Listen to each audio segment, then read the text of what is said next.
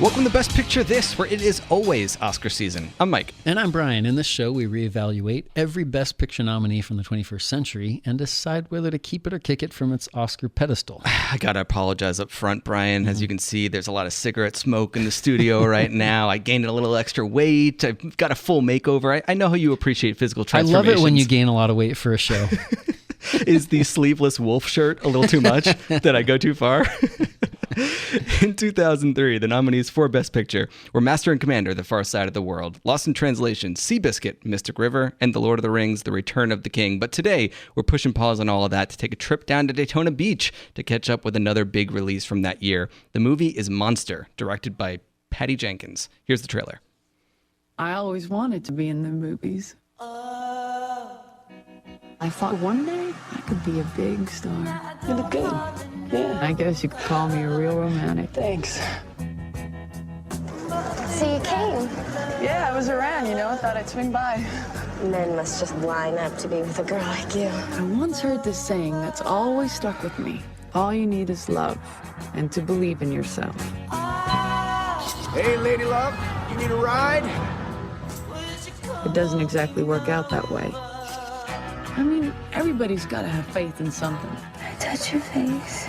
You're just so pretty. All I had left was love.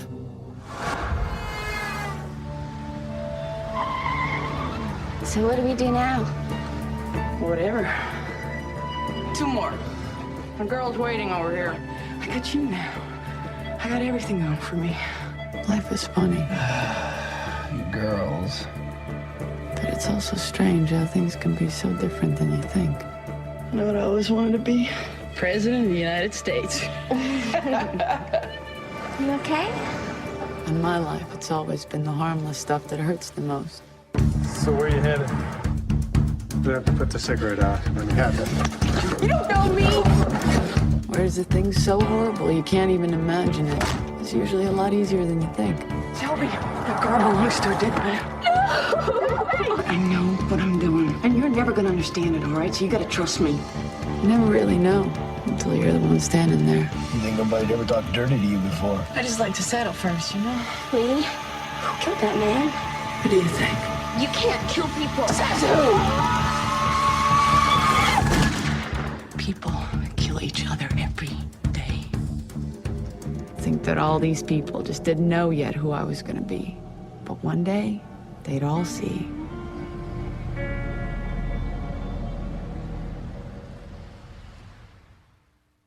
What do you think of that trailer, Mike?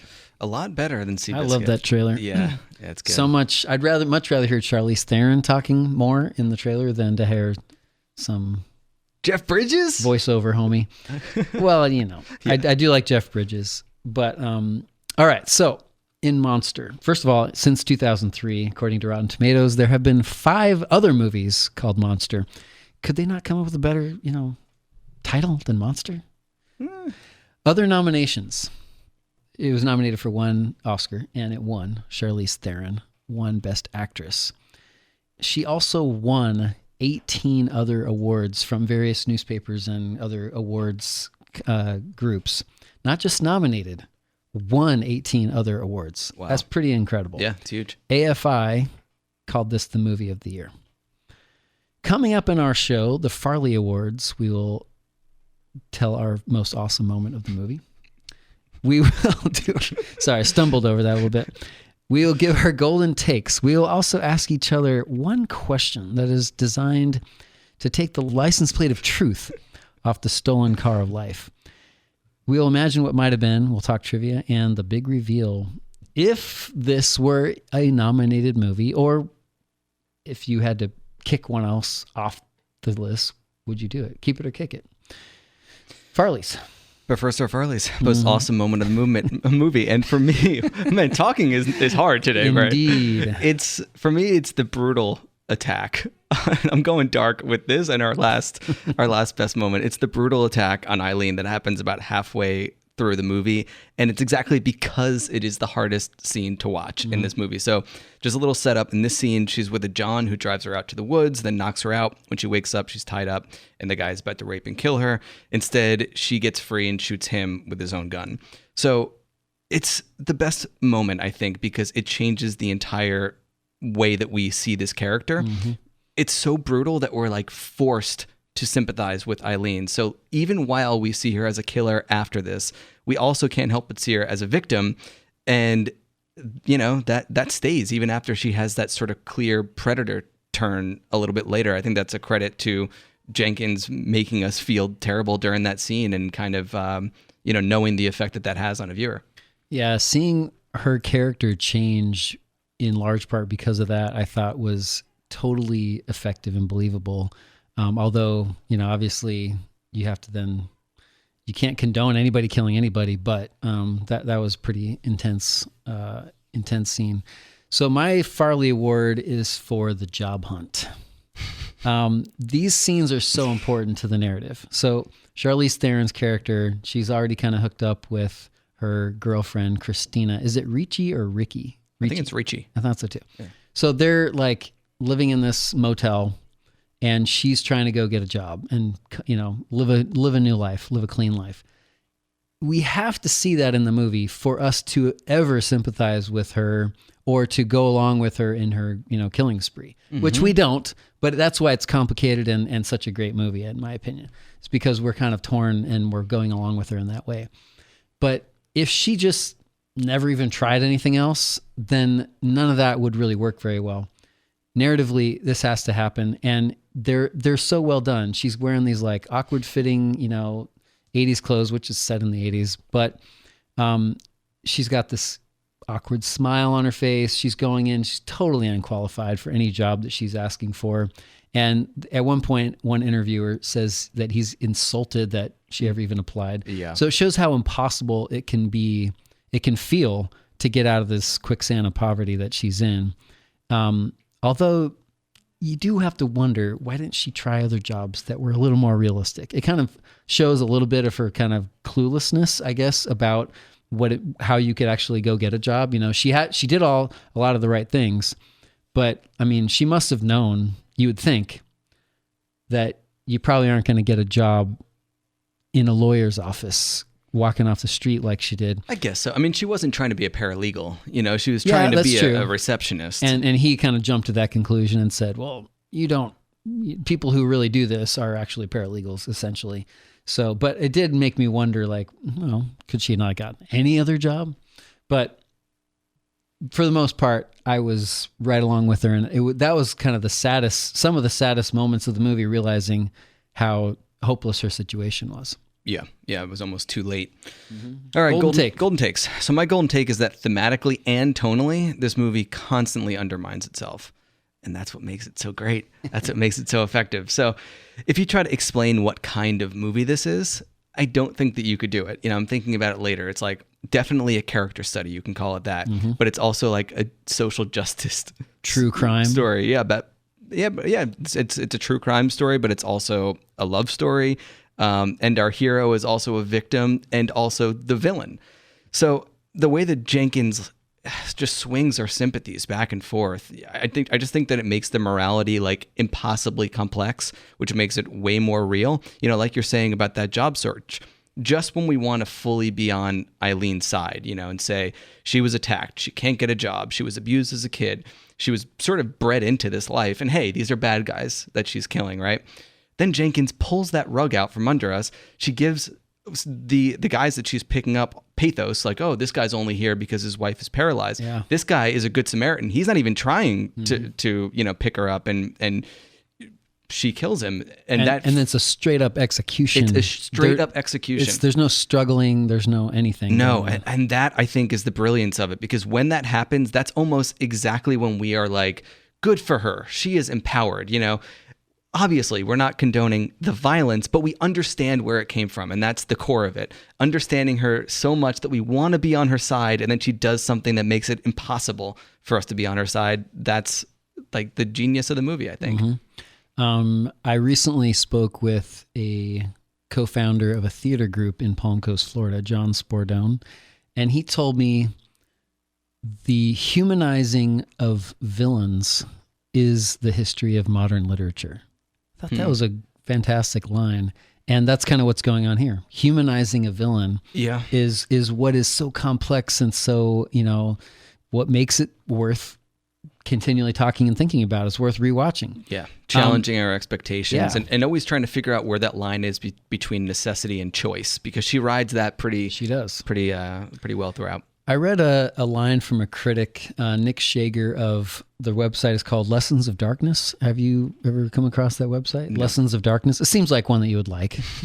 I'm a dark guy. But he's talking about Aileen Wuornos, on whom this movie is based. And she's, actually was a serial killer. She was executed in like 2002, right before this movie came out. Mm-hmm. And so he wrote this in 2005, but he was very critical of the movie. And saying that the image of a poor... Okay, so he says that he's talking about the very ending scene, that she... I'll just read it. In the film's final scene, Wuornos screams to the jury about her victimhood and then exits behind a door into brilliant white light, her stroll depicted in slow motion and set to the sound of wailing electric guitars. The image of a poor empathetic woman driven to kill by a female-hating society is meant to break our hearts. Instead, the only thing I felt was pity for the filmmakers who chose to largely ignore Wuornos's monstrousness so that they might make her a palatable tragic figure, unquote. So I think that I can understand why he would feel that way. Yeah. However, I think my golden take is that this is a different kind of movie to watch 18 years later. It's 2021 now that when we're recording this. I mean, probably people are going to be listening to this in 2030, 2040, probably 2050. Forever, long after we're gone. But it doesn't, it's not like a current events movie anymore, and that changes for me, I think, some of the feeling about it. I don't know anything about Aileen Wuornos. I don't remember watching about her on the news in 2003 or whatever, 2002. And so I guess for me, I wasn't living around here. Maybe people in Florida, it was a big deal at the time. I was living in Florida and I was younger, so I wasn't as plugged in. But I mean, I completely do remember this being a thing. And especially when this movie came out, I remember people talking about it a lot. Well, I'm curious to hear more about your point of view on that, though, because to me, not being connected to the original incident at all and it being 18 years later, I'm kind of seeing this as like Charlize Theron is playing this, a really interesting villain, and it's not, it didn't really, I didn't feel like it was commenting on Aileen Wuornos at all. Yeah. When a movie comes out, I think that you're onto something here, that when it comes out soon around those current events, then it's kind of our natural reaction to feel like we're being sold something. Like, what message is this trying? How is this trying to brainwash me to think about whatever topic? And this is trying to get me to empathize with a killer? Like, what's that about? But I don't really care about that now, and even at the time, I just think that the craft is so good here that she avoids it. I would agree with him if there weren't multiple times in this movie, and not just when she kills the Good Samaritan guy, but multiple times in this movie where they are forcing us to face the fact that she's making bad decisions, not out of necessity. Yeah. That first time is completely out of necessity, and it does empower her. But then after that, like that line between necessity and choice, she's making choices continually. Yeah. She is a villain in for a good part of the movie. So also, I think that there's a difference. This is always hard to distinguish, but it's worth analyzing when you're talking about any kind of art. Is Patty Jenkins feeling the feeling of those electric guitars? Or is that what Patty Jenkins is trying to make us feel like Aileen Wuornos is feeling that electric guitar feeling? I think that it's Aileen Wuornos, that she's trying to show her state of mind, that she's not going into like she's defeated she's being defiant at the, in the courtroom. Yeah. And she's being defiant going to the electric chair. Yeah. And this is how her character is. And electric guitars are what her state of mind is. Her last line is something like, love conquers all. Yeah, right.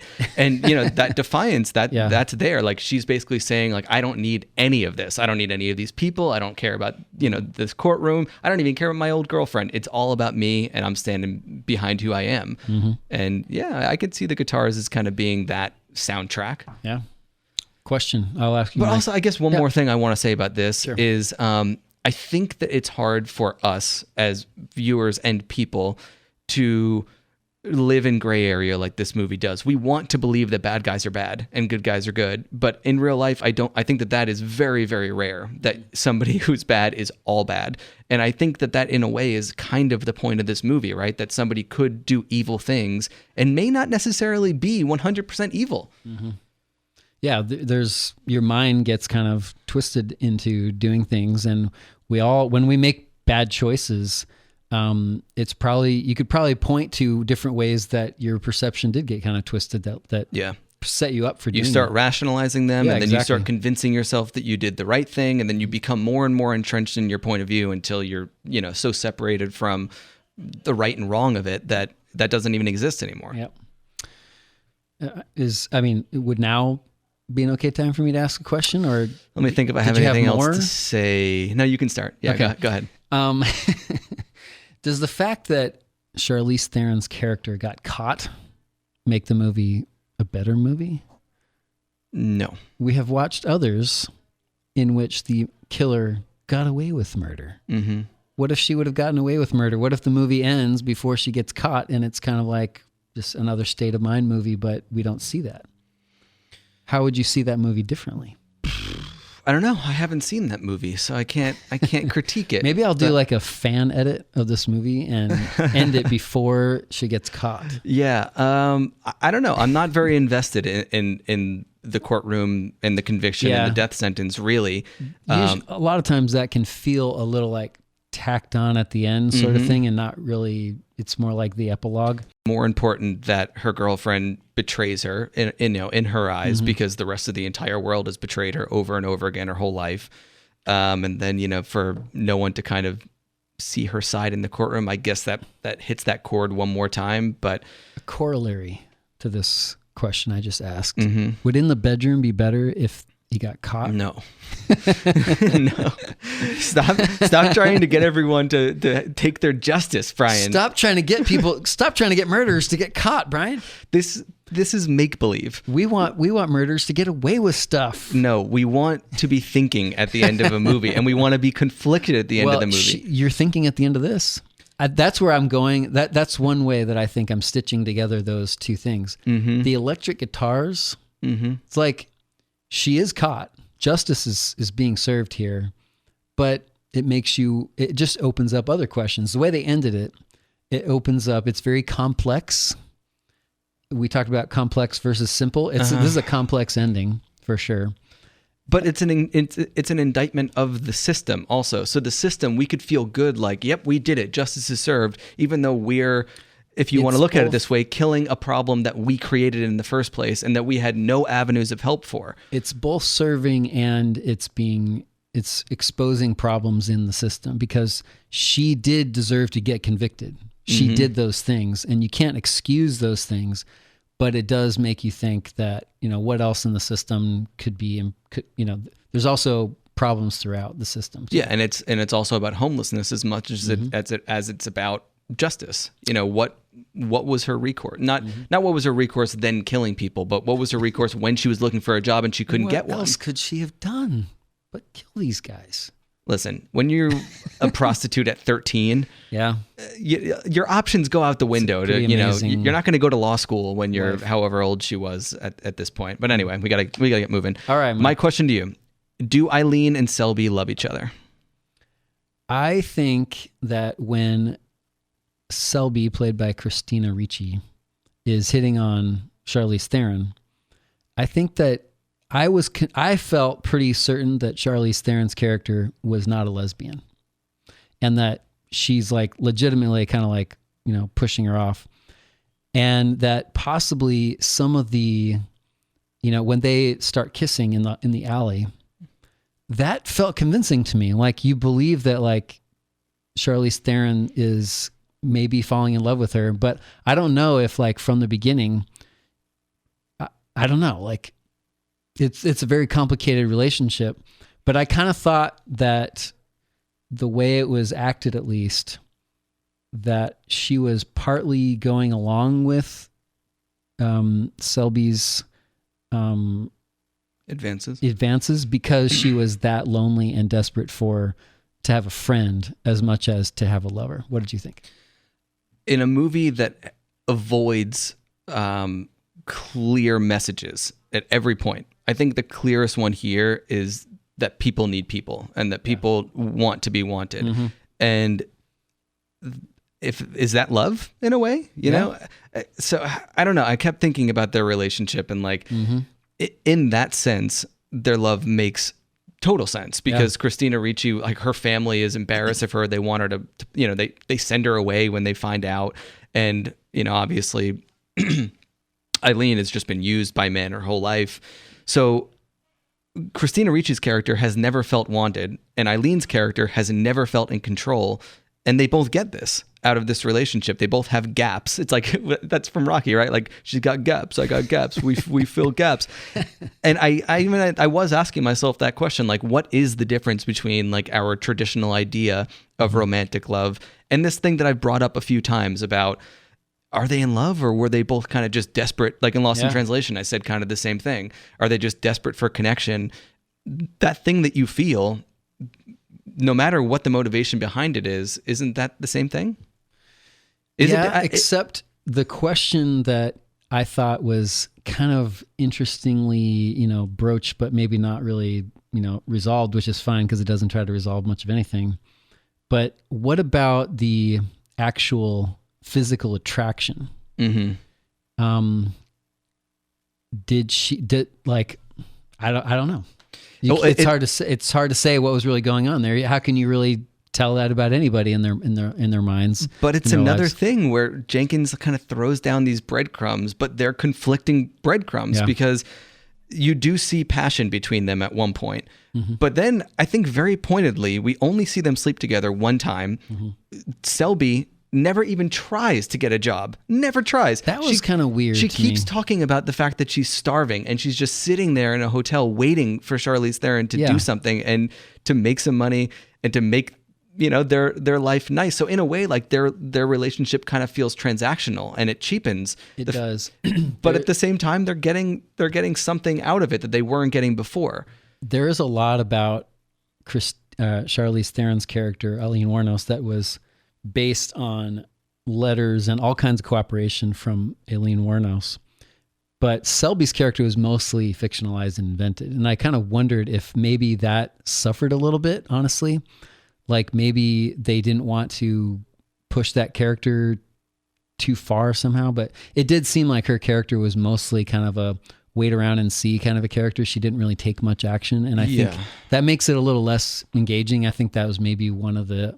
There's not a lot of weak points in the movie to me, but I think that may be a little bit of a weaker point. Yeah, I felt the same way. And then I kind of came around to almost feeling like her passivity and the weakness of that character is almost a strength because it makes us dislike her a little bit, which makes us question how deep this love was. Why are you really sticking around her exactly? Because if you're not a lesbian and she's being a mooch essentially on your exploits, then what's holding you there? Well, once she kills the first guy, she goes out, to make some money for them. She gets attacked. She kills the first guy. And then she completely embraces this identity. And then she kind of becomes the alpha of this relationship, right? And she's got her arm around her, like really kind of showing everyone, like it's almost like a power move. They go to that bar.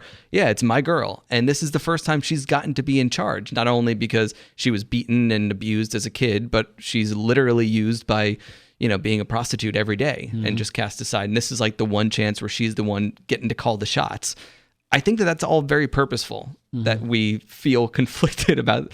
Yeah, that could be. Like, what is that all about? I think that we're supposed to come out of this movie and be asking that question. Mm-hmm. What might have been? What might have been among the actresses who were screen tested for this role, Kate Winslet. What do you think about Kate Winslet in this role? in Charlize Theron's role. This is going to be another one where I'm going to say no to everyone. Charlize Theron is so insanely good in Kate this. Winslet is among the best of our generation. Yeah. So it's hard for me to say that she couldn't pull this off. But it is hard to think of anybody else in there. But other people, Heather Graham, Brittany Murphy, Kate Beckinsale. Wow. Those are all really interesting. Yeah. For different ways, for different reasons too. But I just one thing about Charlize Theron that I love this performance so much, because I don't normally say that I love big performances. And this one is huge. I mean, her mannerisms are like, she's not being subtle at all. And I noticed that from the very beginning, but I don't know. It just goes with the whole sort of like forced bravado of this character. And I bought it every step of the way. And then you just like, you can't take your eyes off of these movements in her face, even when she's not talking. Those little ticks and the way she kind of tries to smile but hide her teeth. And then all those things, they just, she's got so many ticks, I mean, and they usually feel self-conscious to me when an actor has that many, but man, she sells it. She does. So Charlize Theron said in an interview that she was kind of confused at first why she was chosen for the role. And Patty Jenkins told her something to this effect, that all the other people that I just mentioned, for example, who were going to be considered for the movie, she thought, I could beat all them up, but I couldn't beat you up.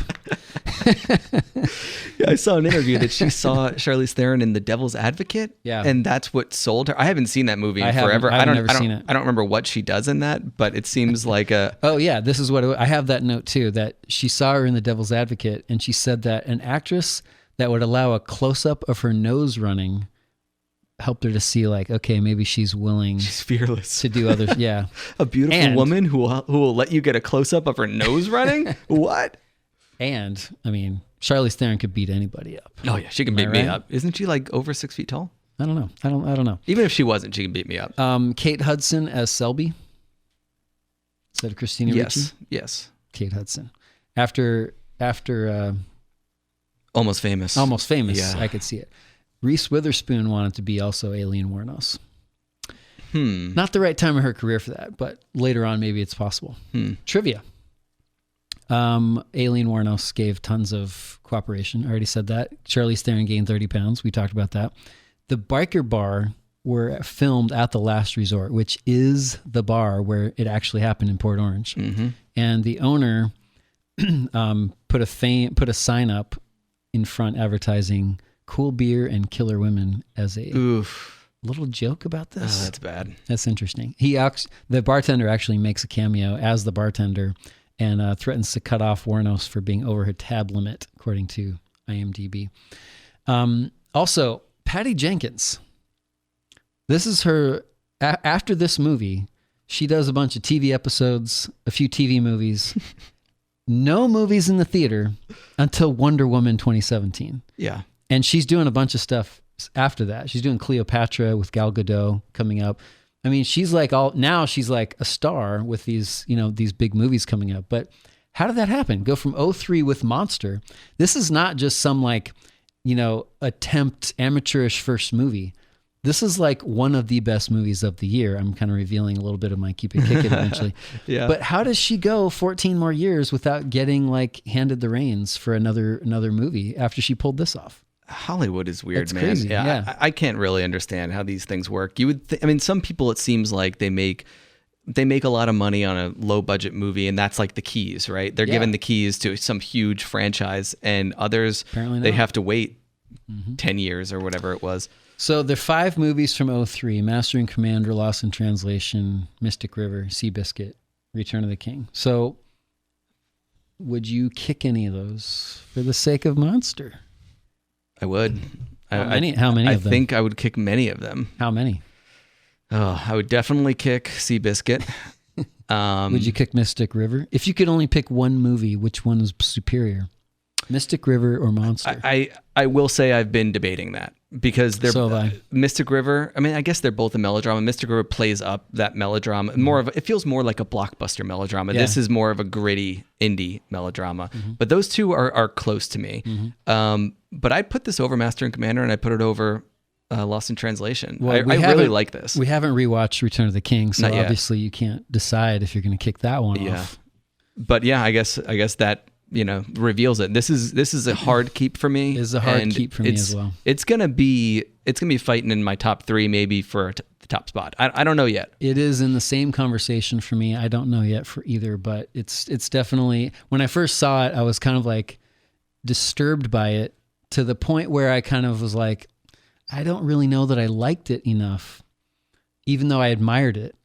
We talked about this over and over again. Is it great because it does something great, with the craft or whatever, or is it great because it has that emotional impact on you? And I think somehow the more I've thought about it and the more this character sticks with me, it is making me feel even more confident to keep it, whereas I was questioning it originally. It's kind of interesting how a little time sometimes does that. But I think that sometimes is a measurement of how great a movie is in my mind, is does the character stick with you longer? Mm-hmm. Do certain scenes kind of just stay in your mind when you're not trying to think about them? It's got that sort of standout, iconic performance. Mm-hmm. That's the backbone even, here. Even edited. It worked great. Clear play of it, Angel. Yeah. Shout out. But that complexity for me is what kept me just thinking about this for at least a full week afterwards. In the next episode, we will go back to our patrons' choice list. Yeah. Pleasantville, selected by Maddie. Thank you, Maddie, for being a patron. It's 1998. Tobey Maguire, Reese Witherspoon, and don't forget Don Knotts as the TV repairman. I love that. In there. It's directed by Gary Ross, who also wrote Big. He wrote Dave. He directed Seabiscuit in the Hunger Games. Mm-hmm. So looking forward to that. Yeah.